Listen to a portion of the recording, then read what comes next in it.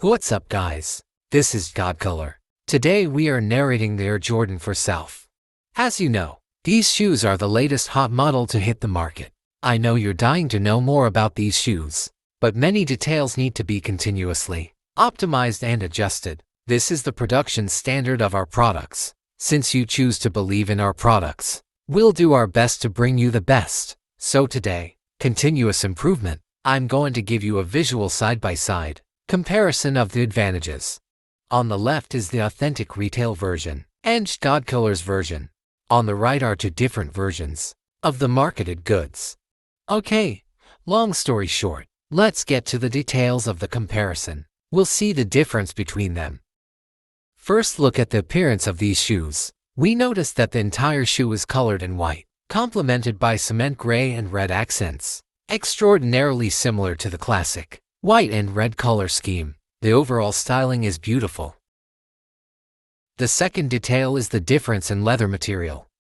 As with most retro details, the red cement's body is constructed from TREMIUM leather, presenting a textured and supple feel that is both visually and tactily satisfying.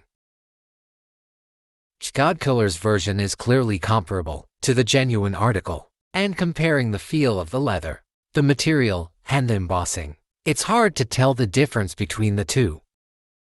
Let's take a look at these shoes on the market. The embossing and texture of the leather is very different, as is the feel.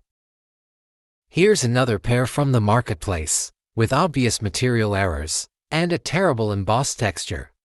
Let's move on. We next check the Flyers label on the tongue of the shoe.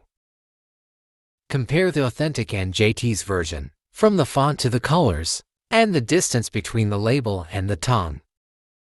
They're both very close, hardly noticeable difference. But we saw the first pair of marketed goods. It has the opposite of the Flyers label and font colors, and the detailing on the Flyers fingers is slightly crudely done as well. The second pair of market goods made the same mistake. It shows that manufacturers don't pay much attention to details when developing shoes. That's why it's so easy to see the holes. The fourth detail focuses on the height of the heel well. Genuine retail heel height is roughly the width of an adult's thumbnail, and sewn together with two laid stitch threads. The heel height of JT's product is equal to the length of the genuine product. The factory employees obviously noticed this detail. Then look at the market samples. The heel wrap of the first pair of market samples was noticeably shorter by a large margin.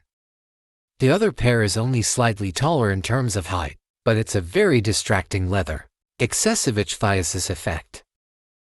The more obvious differences in the upper. We talked about a general. The next step is to explain the more easily overlooked details of the interior. First, let's look at the sole. Genuine soles leave large gaps between the plates. The gray, red, and black colors are more vibrantly. It's glossy and grainy, and it's natural. Compared to the real thing, GT stuff mimics the real thing, whether you're comparing brightness, luster, or graininess in any of these areas. On the contrary, these two pairs of marketable goods, they lack a glossy finish on their use of color, grainy but lacks natural softness. Of course, that doesn't matter to the people who wear them on the road, but this detail still needs to be explained to you. And finally, let's compare insoles. The three elements of a shoe insole are flexibility, toughness, and material. Elasticity we judge by the curvature. This is the genuine curvature. The curvature is on the large side. Squeeze to see how it bounces back. Then compare to Godcolor's insoles. Same elasticity, same toughness, and the same material. Take a look at the market version of the insole again. A lot of people don't know the difference between imitation brands. Imitation brand also has the difference between high imitation and low imitation. The insoles of these shoes can easily be seen to be made of low-fashion material. This material gives the insole almost no flexibility or toughness. Anyone who has studied shoes almost always knows the most important part of a pair of shoes is the insole. Poor quality insoles can easily injure your feet, so common market imitations should be purchased with caution. Don't compromise your foot health by being cheap. The other pair of market stock is the same problem. Average elasticity, average toughness. There's nothing to talk about.